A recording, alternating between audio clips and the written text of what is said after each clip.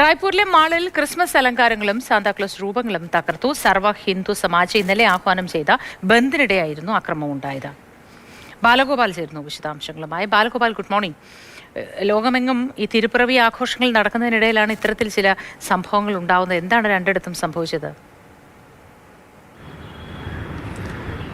മോത്തി, ഈ രണ്ട് സംഭവങ്ങളും ഉണ്ടായത്, അപലപനീയമായ ഈ രണ്ട് സംഭവങ്ങളും ഉണ്ടായിരിക്കുന്നത് ഇന്നലെയാണ് ഉണ്ടായിരിക്കുന്നത്. ഉത്തർപ്രദേശിലെ ബറേലിയിലെ കണ്ടോൺമെൻറ്റിന് സമീപത്തുള്ള പള്ളിക്ക് മുമ്പിലാണ് ഈ ബജ്രംഗ് ദൾ വിശ്വ ഹിന്ദു പരിഷത്ത് പ്രവർത്തകർ കൂട്ടമായി എത്തുകയും അവിടെ ഈ ക്രിസ്മസ് ആഘോഷ ചടങ്ങുകൾ പള്ളിയിൽ നടക്കുമ്പോൾ പുറത്ത് ഹനുമാൻ ചാലീസ പാടുന്ന ഒരു സാഹചര്യം ഉണ്ടാകുകയും ചെയ്തിരിക്കുന്നത്. ഏതാണ്ട് 20-25ഓളം ഈ വിശ്വ ഹിന്ദു പരിഷത്ത് ബജ്രംഗ് ദൾ പ്രവർത്തകർ ഈ പള്ളിക്ക് മുന്നിലെത്തി ഈ ഹനുമാൻ ചാലീസ പാടി എന്നാണ് ഈ അവിടെ ഇതുമായി ബന്ധപ്പെട്ട് പ്രചരിക്കുന്ന ദൃശ്യങ്ങളിൽ നിന്ന് വ്യക്തമാകുന്നത്. ഏതായാലും ഈ സ്ഥലത്ത് പോലീസൊക്കെ ഉണ്ടായിരുന്നു. പക്ഷേ പോലീസ് ഈ സംഘപരിവാർ പ്രവർത്തകരെ തടഞ്ഞില്ല എന്നതാണ് വളരെ പ്രധാനപ്പെട്ട ഒരു കാര്യം. ഏതായാലും ഇതുമായി ബന്ധപ്പെട്ട് വ്യാപകമായ പ്രതിഷേധങ്ങൾ ഇതിനോടകം തന്നെ ഉയരുകയും ചെയ്തിട്ടുണ്ട്.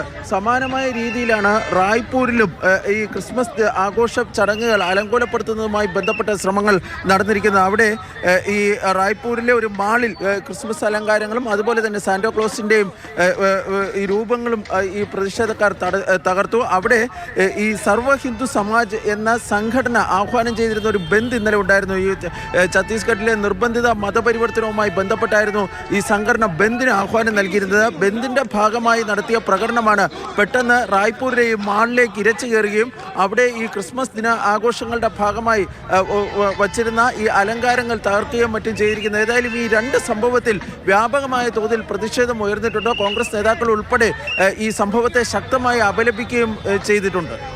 ശരി.